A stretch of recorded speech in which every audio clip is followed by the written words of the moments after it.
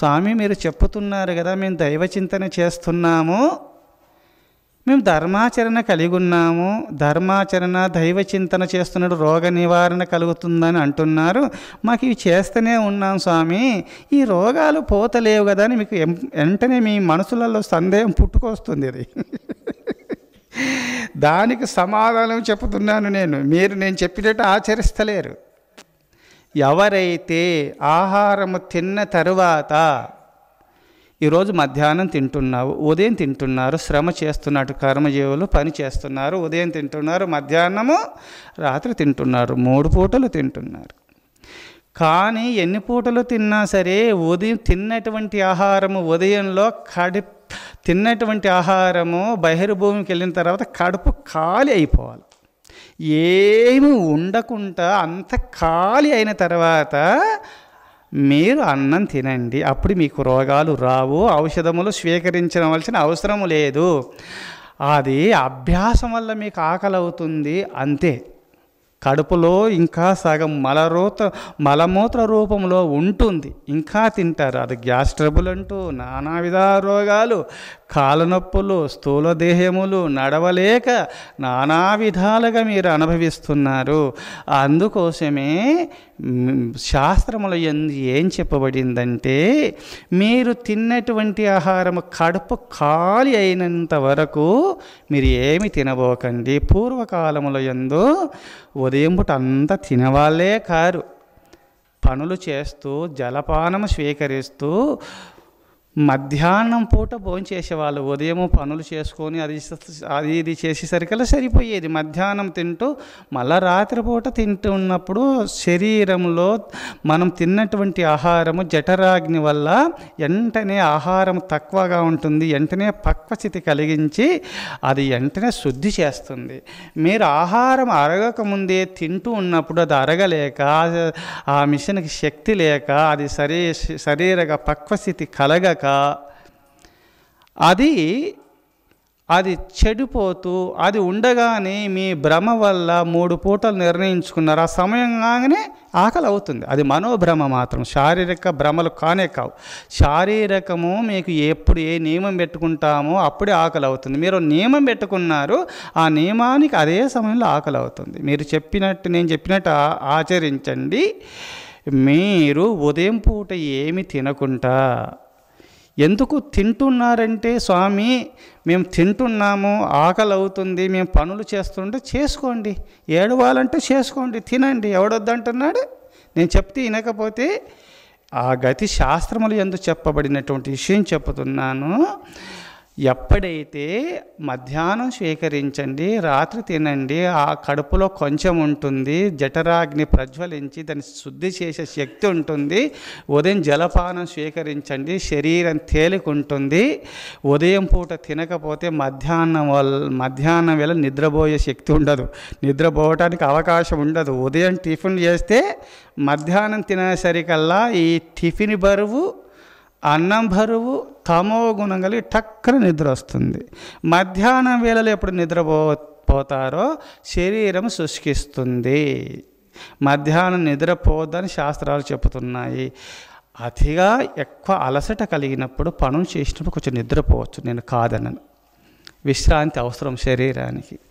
అందుకోసము మధ్యాహ్నం స్వీకరించి రాత్రివేళ అల్పాహారములు స్వీకరించుకుంటూ ఉంటే చాలు. ఉదయం పూట జలపానం బాగా స్వీకరించండి, మీకు ఆరోగ్యం ఉంటుంది. ఇంకా త్రిఫలాచూర్ణము, కన్న తల్లి ఆ 14,000 ఔషధముల యందు త్రిఫలాచూర్ణము రాత్రి వేళలో పరుండే ముందు 1 స్పూన్ వేసుకొని వేడి నీరు లేదా మామూలు చల్లనీరైనా సరే వేసి నోట్లు వేసుకొని వెంటనే నీరు తాగితే కడుపులోకి వెళ్ళిపోతుంది.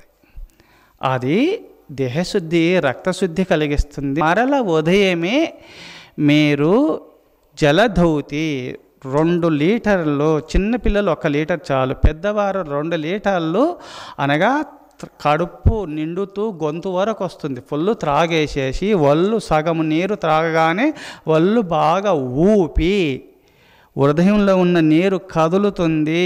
అది వెంటనే జలధౌతి వెంటనే వాంతులు చేసేస్తే అంత పడిపోతుంది. అనగా 1 లీటరు తాగితే 3/4 లీటరు పడిపోతుంది. 2 లీటర్లు తాగినారనుకో అందులో 3/4 వెళ్ళి మొత్తం పడిపోతుంది. 1/4 భాగం ఉన్నప్పుడు అది మలమాత్ర రూపంలో కడుపు ఖాళీ చేసి బహిర్భూమికి వెళ్ళిపోతుంది, బహిర్గతం అయిపోతుంది. అప్పుడు కదా ఆరోగ్యము. ఎవరైతే రాత్రిపూట పరుండ ముందు త్రిఫలాచూర్ణము తింటూ లేవగానే జలదౌతి చేసి ఆ త్రిఫలాచూర్ణము తిని మళ్ళా కడుపు ఖాళీ అవుతుంది. నీరు తాగుతాం కొంచెం ఉండదు, మొత్తం కొట్టేస్తుంది. కడుపు ఖాళీ అయిపోయి నీరు తాగితే నీరు కూడా బహిర్భూమికి పోవాల్సిందే. అట్లా కడుపు ఖాళీ అయిన తర్వాత మీరు అన్నం పెట్టితిరా, మీకు రోగి బిషకు వైరుల దగ్గరికి అనగా డాక్టర్ల దగ్గరికి పోవలసిన అవసరము ఉండదు అని శాస్త్రములు ఎందుకు చెప్పబడి ఉన్నది. బిషకు వైర్యులు అనగా సంస్కృతంలో వైద్యులు, వారి దగ్గరికి పోవలసిన అవసరం ఉండదు.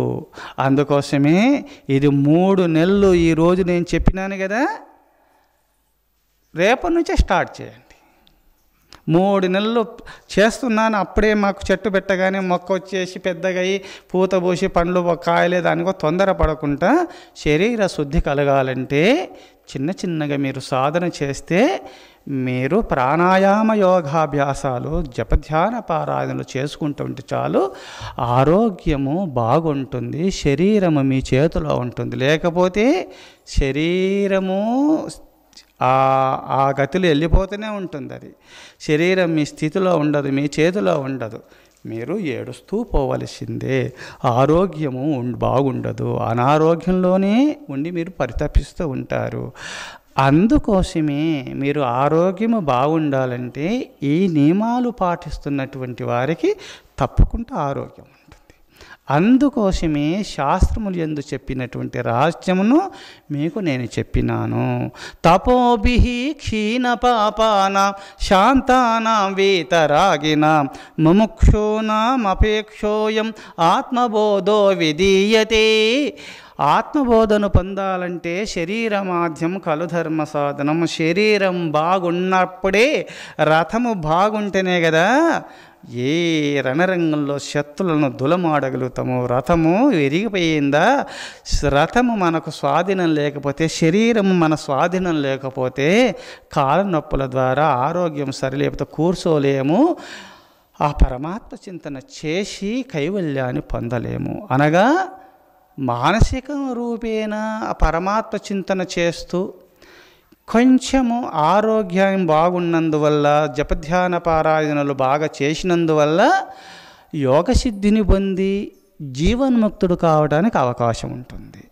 కానీ పరమాత్మ చింతన వల్ల లేచింది మొదలుకొని పరుండ వరకు పరమాత్మ చింతన చేసి జపధ్యానాదులు చేయనప్పటికైనా మనసులో పరమాత్మ చింతన చేసుకుంటూ కర్తవ్య కర్మలు చేస్తూ ధర్మాచరణ పరాయణుడై ఉంటే అంత్యకాలావస్థలో ముక్తి పొందుతాడు ఆ భక్తుడు.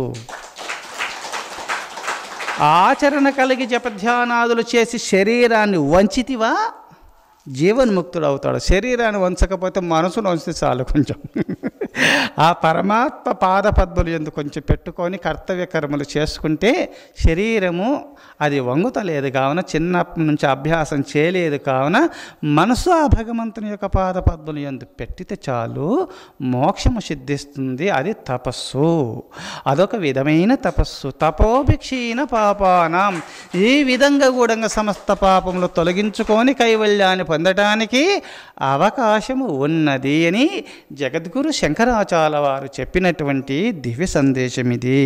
తపోభిః క్షీణ పాపానాం శాంతానాం వీతరాగినాం ముముక్షూనాం అపేక్షోయం ఆత్మబోధో విధీయతే. మీరు ఆత్మబోధను పొందాలంటే నీలో ఉన్నటువంటి కామక్రోధ లోభ మోహ మదము ఆశ్చర్యములు అరిషడ్వర్గములు జయించాలంటే తపస్సు అవసరము. పరమాత్మ చింతన. తపస్సు అనగా బ్రహ్మచర్యం జపోర్మౌనం నిరాహారత్వమేవ చ ఇత్యేతత్ తపసో రూపం సుఘోరం సుదురాశదం. బ్రహ్మచర్యం మనసా కర్మణా వాచ త్రికరణ శుద్ధిగా కాంతాకనకాలను ముట్టకుంట సదా పరమాత్మ చింతన ఎవరు చేస్తారో, బ్రహ్మచర్యము త్రికరణ శుద్ధిగా బ్రహ్మచర్యాన్ని పాటిస్తూ జపము చేస్తూ గురుదేవులు ఇచ్చినటువంటి మంత్రాన్ని ఎప్పుడు జపం చేసుకుంటూ మౌనంగా ఉంటూ నిరాహారి అయి ఎంత అవసరమో శరీరము నిలబడుట నిమిత్తమై ఆహారం ఎంత అవసరమో ఏకభుక్తం మహాయోగి అన్నట్టుగా ఏకభుక్తము తింటూ, ఇక్కడ మలయాళ స్వాముల వారు ఏకభుక్తము అనగా ప్రాణాయామ యోగాభ్యాసాదులు చేస్తూ శీర్షాసనము మున్నగు ఆసనాలు వేసినప్పుడు శరీరం శుష్కిస్తుంది. శరీరము శుష్కించి యోగాభ్యాసముల శరీరము కరిగిపోతుంది, అనగా శరీరము పతనం కావడానికి అవకాశం ఉంటుంది. కావున మధ్యాహ్నం భోజనం చేసుకొని ఎప్పుడు యోగ సిద్ధిని పొందే సమయంలో ప్రాణాయామ యోగాభ్యాసములు శీర్షాసనాది మున్నగాసనాదులు వేసినప్పుడు శరీరానికి ఎక్కువ జఠరాగ్ని ప్రజ్వలించి వెంటనే ఆహారం అరుగుతుంది. కావున శరీరము శుష్కిస్తుంది. కావున రాత్రి వేళలో ఆకలి తీరేలాగున కొంచెం స్వీకరించండి, అది ఏకభుక్తముతో సమానము అన్నారు మలయాళ స్వాముల వారు తన గ్రంథ రచనల యందు ఈ విషయం చెప్పి ఉన్నారు తన అనుభవంతో. అందుకోసమే మీరు మధ్యాహ్నము భోజనం చేసుకొని రాత్రి ఆకలి తీరేలాగున కొంచెం తినండి, ఎక్కువ తినకుంటుంటే అది ఏకభుక్తంతో సమానమే. వారు యోగ సిద్ధిని పొందటానికి అవకాశం ఉంటుంది. అనుష్ఠానము చేసి సమస్త ఇంద్రియాలు జయించి ఆ సర్వేశ్వర కృపను పొంది కైవల్యాన్ని పొందటానికి అధికారులు అవుతారు. అందుకోసమే